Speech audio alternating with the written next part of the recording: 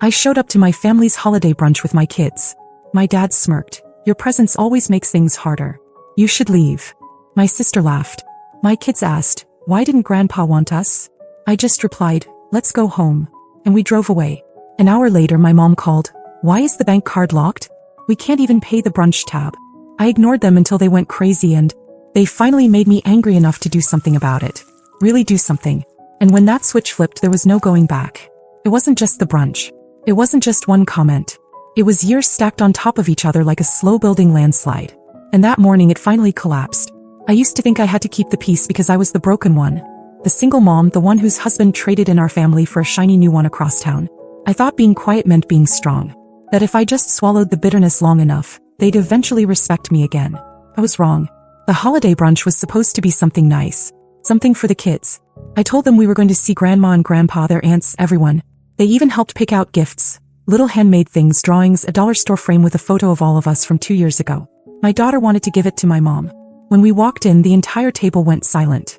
My dad didn't even try to hide the smirk. Your presence always makes things harder. You should leave. Katie laughed like it was some dark inside joke. Amanda rolled her eyes, like she was already annoyed I hadn't stormed out yet.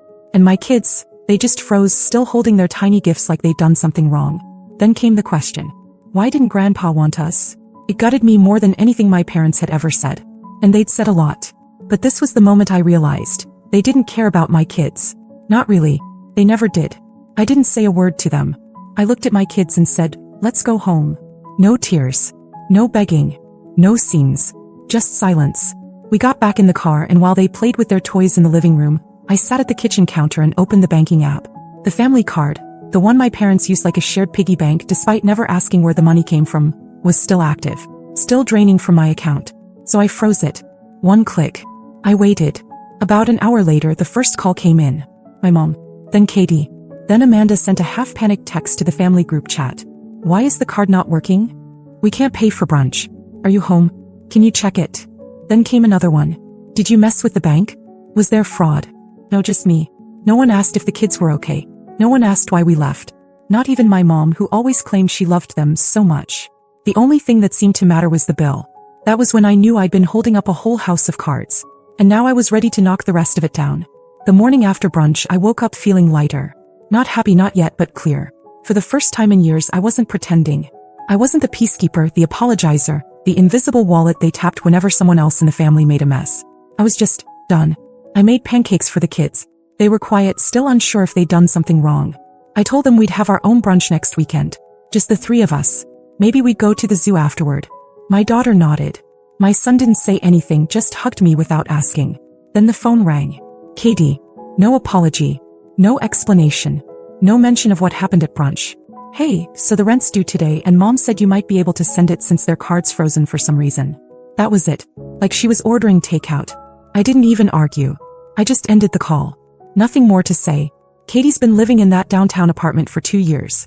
It's too expensive and she's been late on rent more times than I can count. Every time she ran to Mom, who then quietly texted me for a little help. I said yes every time. I justified it. Told myself Katie was younger, figuring things out, and that I was just being supportive. But what I really was stupid. I gave because I thought if I kept giving they'd eventually respect me. Maybe even love my kids the way they deserved. That if I just filled every gap, they'd see me as something more than the family embarrassment. The single mom. The one who got left. That fantasy died yesterday. 2 hours later my mom called. This time her voice was soft, concerned, the tone she used when she was about to manipulate me. She asked if everything was alright, if I'd meant to accidentally freeze the card. Said Katie was in a tough spot, and it'd mean a lot if I could cover her rent just this once. I asked her why she didn't mention what Dad said to me, or the fact that the kids heard it. She paused, then changed the subject. He didn't care. Not really. I told her I wouldn't be sending anything. She started to say something else, but I hung up. I sat there after the call, not crying, not angry anymore, just stunned at how transactional our whole relationship had become. And then Amanda texted me.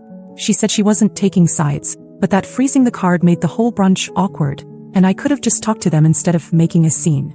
She actually used those words, like I threw a tantrum instead of quietly walking out with 2 confused, humiliated kids. The one who borrowed $1,800 last spring for urgent car repairs, and swore she'd pay it back after her promotion. The one who went on vacation a month later and never mentioned the money again.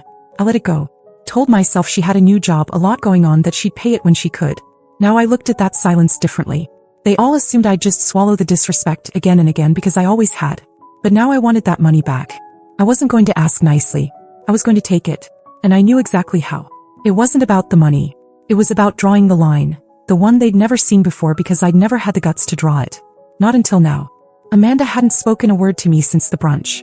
Not a call, not a text about the kids, nothing. Then 2 days later, out of nowhere, she sends me a picture of her new shoes. "Thought of you," she wrote. I stared at the screen for a long second. Designer shoes. The kind she used to say were too bougie unless she was being treated. She had definitely treated herself this time. I scrolled up in our thread until I hit that one message from months ago. The one where she promised she'd return the $1-800 she borrowed. She had called crying that day, said her car wouldn't start and the mechanic said the whole electrical system needed replacing.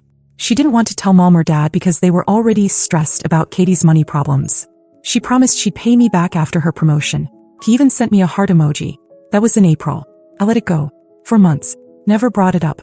Because we were family and I didn't want to be that person. But I was already done with being that person. So I opened my bank app and sent a formal request for $1-800.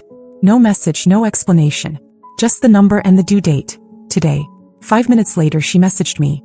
"Are you kidding right now?" Not, "Sorry, I forgot." Not, "Can we talk?" Just outrage that I'd finally drawn a line. I didn't answer.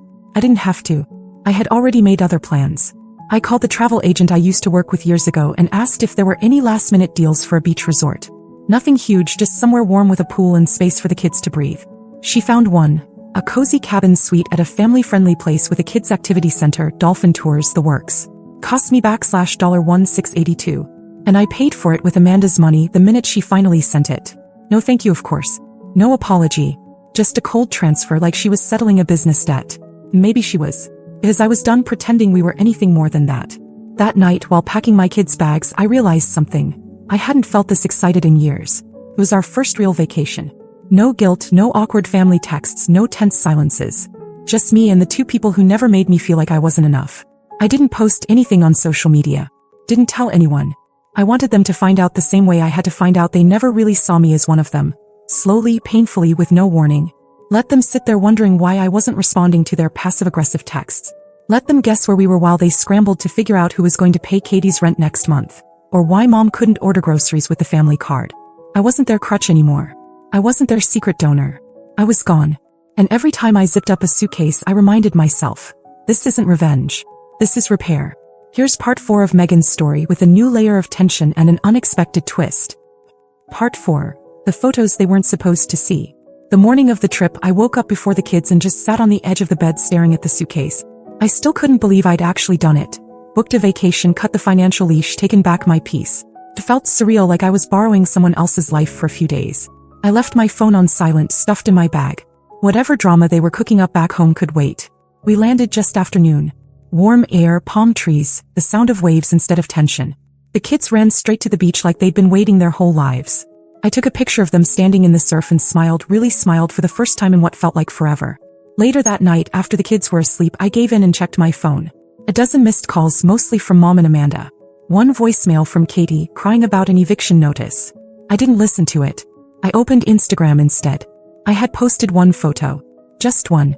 A sunset, no faces, no tags. Just a quiet flex that I was somewhere better.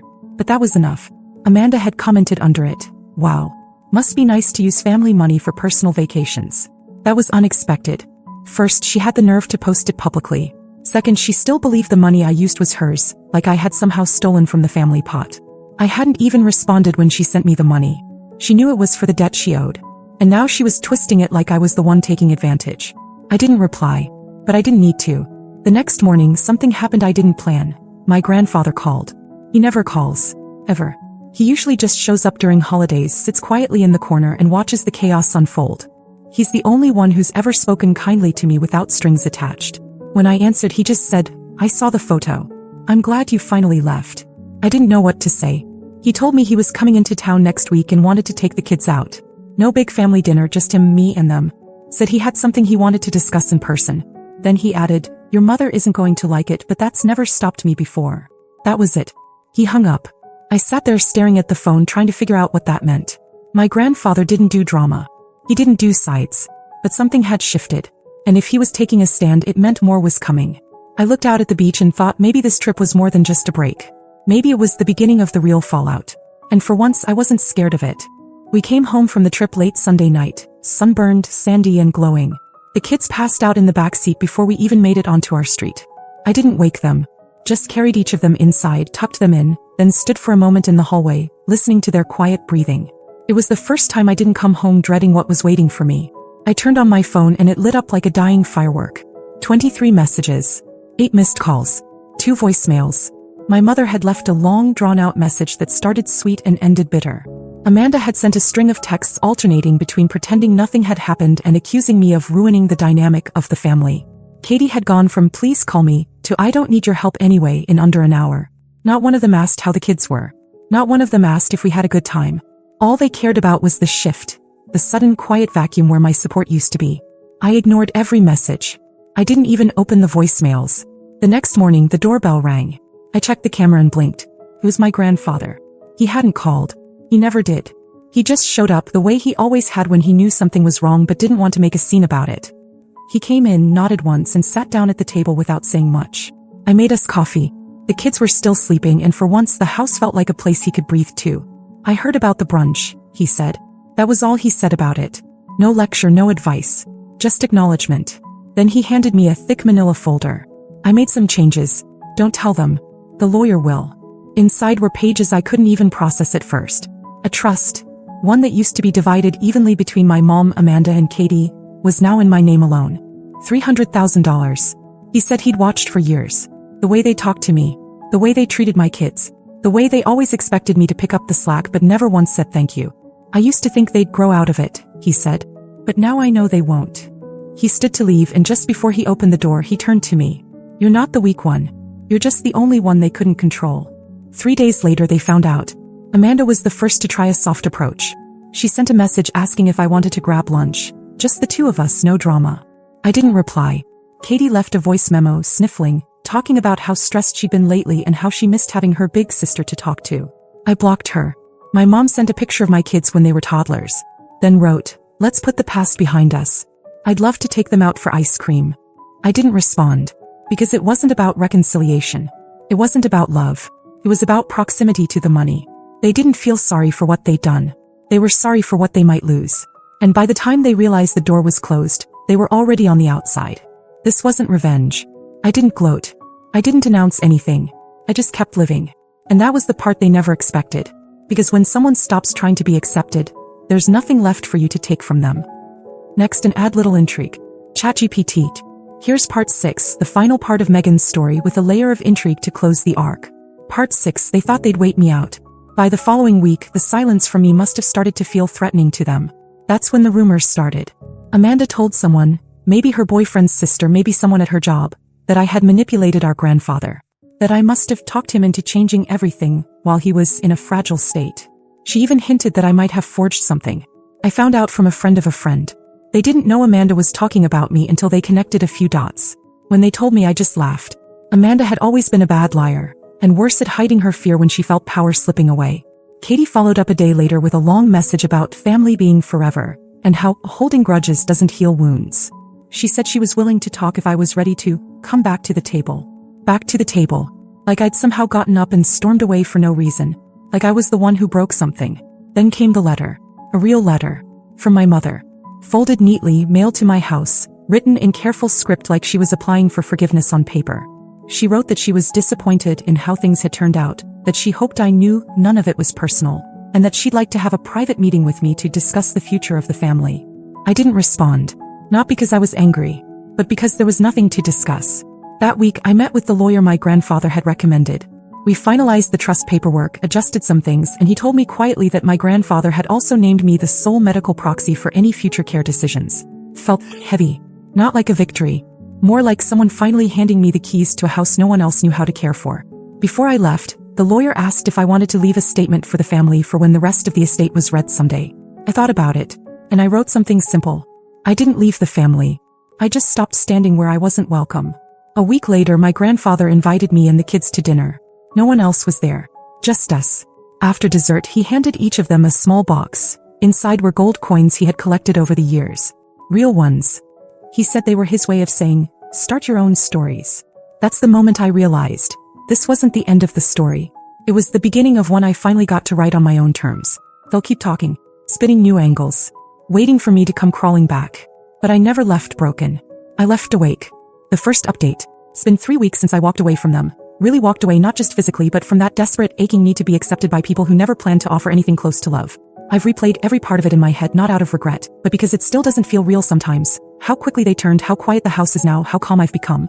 I wasn't planning to write anything else, but I've been reading through the messages. From strangers. People who said I helped them feel less alone. Some even said they found the courage to confront their own families. And that's what made me sit down to do this. Because I owe all of you a thank you. And maybe one last chapter. A lot's happened in these 3 weeks. The lawyer finalized everything. The trust, the changes to the estate. It's done. They were all officially notified. Amanda, Katie, my mom. I didn't need to be there for any of it. I didn't want to be. Amanda sent me a long email the day after. The tone was professional, like a legal negotiation. She said she was disappointed in how things were handled, and asked if I'd be open to a conversation outside of attorneys. I didn't reply. She followed it up with a message saying she just wanted clarity about what Grandpa promised her. As if any of this was ever hers by right. Katie didn't reach out. But I know from someone who still talks to her that she's moved in with a friend after missing rent. I guess she figured Mom would cover it again. And for once Mom couldn't. Speaking of my mother, she came to my house. Parked outside for over an hour. Just sat there staring at the porch, probably hoping I'd come out and play peacemaker one more time. She didn't knock. I didn't go out. I watched from behind the curtain until she left. She sent a letter the next day. A real one mailed to my door. Said she was sad, said I was being influenced and letting old wounds fester. She wrote that family is bigger than hurt, and asked me to come over so we could reset. There was no apology. Not for what my dad said in front of my kids. Not for laughing with Katie. Not for letting Amanda pretend her debt to me never existed. Just more careful wording designed to protect herself. I shredded the letter without reading it again. My grandfather's kept his word. We've had dinner together twice a week. He's teaching my son how to carve little wooden puzzles, and my daughter calls him her beach trip grandpa. He doesn't bring up the rest of the family and I don't ask about them. It's unspoken, but we both know what was lost, and what was finally protected. As for me, I've been living. Real life. Not survival. I signed the kids up for swimming lessons. I painted our living room a soft green that feels like starting over. I even made plans for another trip next spring. Somewhere with mountains this time. I still get moments. Quiet ones late at night when I wonder if I should feel more guilt. When I remember how for most of my adult life I thought keeping the peace meant letting myself be torn apart a little more every year. But then I think about the way my daughter looked at me on the beach, holding my hand and smiling like the world was wide open again. And I know I made the right choice. So is this the end of the story? Maybe.